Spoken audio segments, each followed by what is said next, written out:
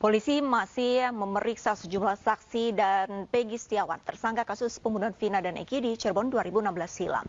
Pihak Polda Jawa Barat akan segera merampungkan berkas kasus ini dan menyerahkannya ke Kejaksaan Tinggi Jawa Barat pada pekan depan.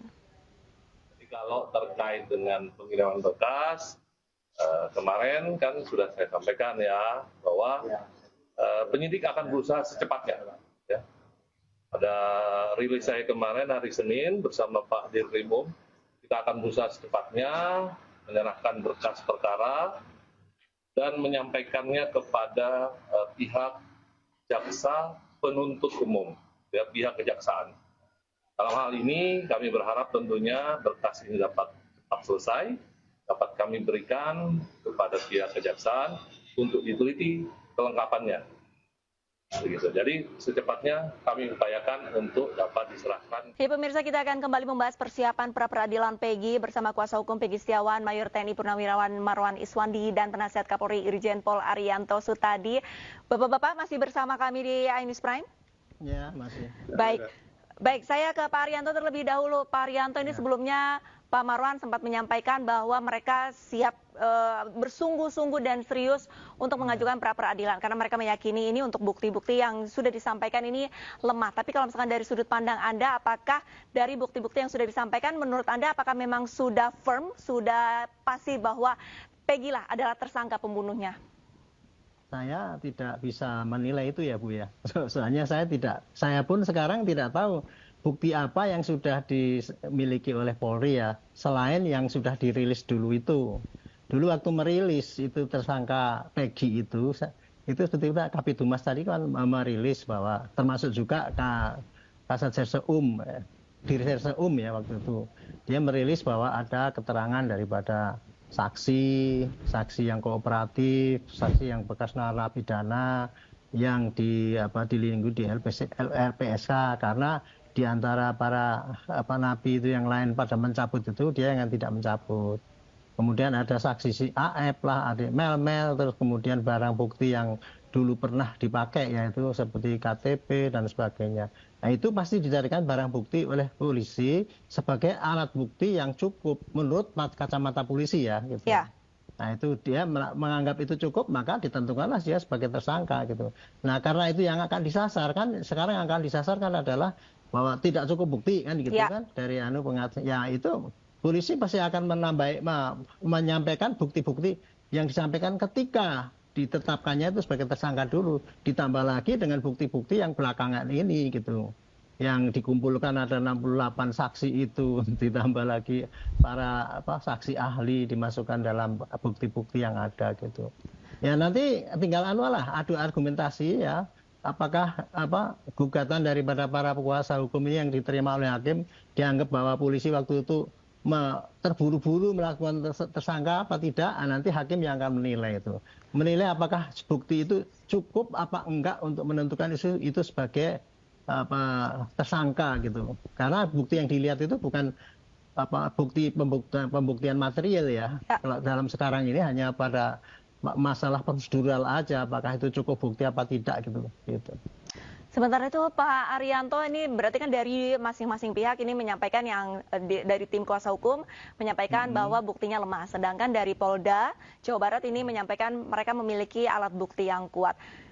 Kemudian dari tim kuasa hukum ini sudah mengajukan untuk pemantauan dari Komisi Yudisial dan juga pada hari Rabu mendatang akan mendatangi Jaksa Agung. Kalau misalkan dari sudut pandang Anda, peran dari Komisi Yudisial sendiri dan Jaksa Agung gitu, apakah akan berperan besar untuk mengawal pra-peradilan pada tanggal 24 Juni nanti? Beliau itu pasti ya tidak ada pengaruhnya di dalam mengawal pra-peradilan ini. Cuman dengan Kejaksaan Agung ini dia diajukan dimintai itu supaya hati-hati memperlihatkan itu, nanti pasti Jaksa Agung juga akan serius nanti untuk menunjuk JPU-nya gitu. Dan jangan sampai JPU-nya seperti yang tahun 2016 itu dianggap loh polisi rekayasa gitu kok Jaksa Agungnya penyidiknya tidak tahu. Nah, jangan sampai seperti itu.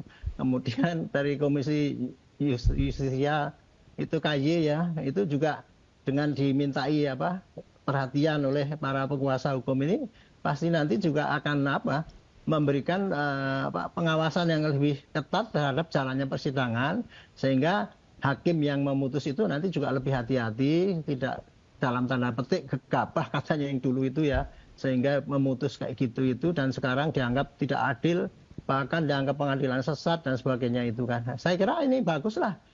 Saya dari dulu mengharapkan ya, kalau polisi itu dulu salah, itu tahun 2016 itu sudah lewat, karena apa? Untuk meneliti itu tuh sudah melalui penyidikan, kemudian berkas dikirim ke jaksa, kemudian dikirim ke hakim, itu sudah lewat kalau untuk mengatakan polisi itu salah gitu. Ya. Hanya yang bisa mengatakan polisi itu salah itu adalah menganulir daripada putusan pengadilan itu, baru bisa orang yang nggak dianggap tidak bersalah itu tadi mau dimerdekakan itu hanya melalui PK. Tetapi kalau untuk yang sekarang ini kan penyidikannya kepada PG ini masih dalam proses penyidikan. Nah, disinilah letaknya kalau mau mengoreksi tindakan penyidikan itu benar apa tidak. Itu dilihat betul, nanti kemudian juga dilihat juga hasil berkasnya itu dilihat betul, diawasi oleh jaksa, jaksanya diwanti-wanti supaya betul-betul teliti. Nah, nanti dalam persidangan juga hakimnya juga supaya diawasi semua orang banyak. Saya yakin ini nanti pengadilan ke depan akan sesuai dengan inilah, fair gitu ya, fair play gitu ya. Baik, Pak Arianto berarti mengapresiasi dari tim kuasa hukum PG. Pak Marwan, terakhir, menurut Anda dari nanti akan menghadapi sidang pra peradilan untuk kans pemenangannya sendiri seperti apa?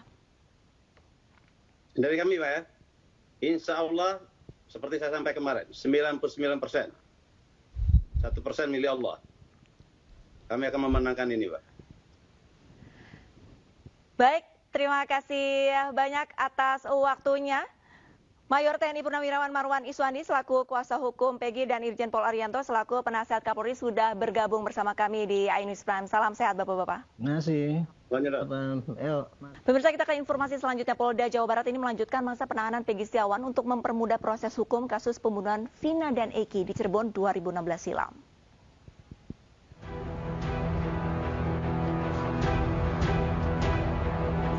Upaya permohonan penangguhan penahanan tersangka Peggy Setiawan oleh tim penasihat hukum tak membuahkan hasil.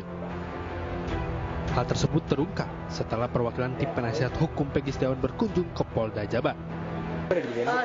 Kemarin sudah kita sampaikan, kita kemarin kan sudah nerima perpanjangan, terus kita juga hari kemarin pun sudah mengajukan untuk penangguhan penahanan. Polda Jawa Barat telah memperpanjang masa penahanan Peggy Setiawan sejak 10 Juni lalu. Surat pemberitahuan telah disampaikan ke pihak keluarga dan juga tim penasihat hukum. Ya, jadi perpanjangan penahanan juga sudah dilakukan selama 40 hari ke depan, ya, sejak 11 Juni sampai dengan 20 Juli, kalau tidak salah ya 40 hari lah ke depan. Itu sudah dimintakan dan sudah diterima oleh kuasa hukum maupun keluarga dari yang bersangkutan. Itu saja. Selain itu, permintaan kuasa hukum Peggy terkait salinan BAP juga belum dapat dipenuhi pihak Polda Jawa Barat karena proses pemeriksaan tersangka Peggy Setiawan masih berjalan. Dari Bandung, Jawa Barat, Mujib Prayitno, iNews melaporkan. Polda Jawa Barat menyita akun media sosial Facebook milik Peggy Setiawan untuk dijadikan objek penyidikan. Penyitaan dilakukan usai Peggy menjalani pemeriksaan tambahan beberapa waktu lalu.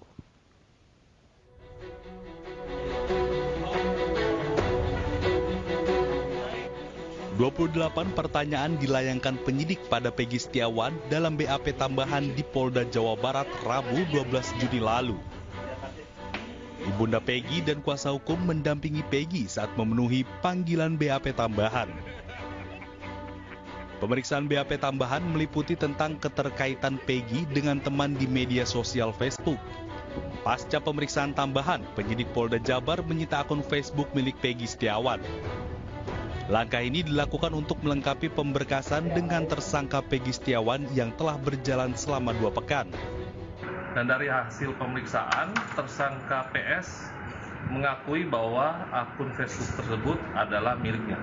Artinya, akun Facebook tersebut hanya bisa diakses oleh yang bersangkutan, oleh tersangka PS sendiri, dan karena dia sendiri yang memiliki password.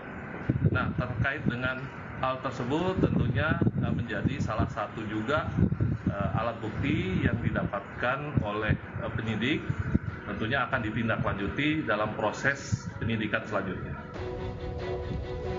Hingga saat ini, penyidik sedang berusaha menyatukan berbagai keterangan dan juga bukti untuk melengkapi pemberkasan. Pemberkasan ditargetkan akan selesai sebelum pekan depan. Dari Bandung, Jawa Barat, Muji Praitno, iNews melaporkan.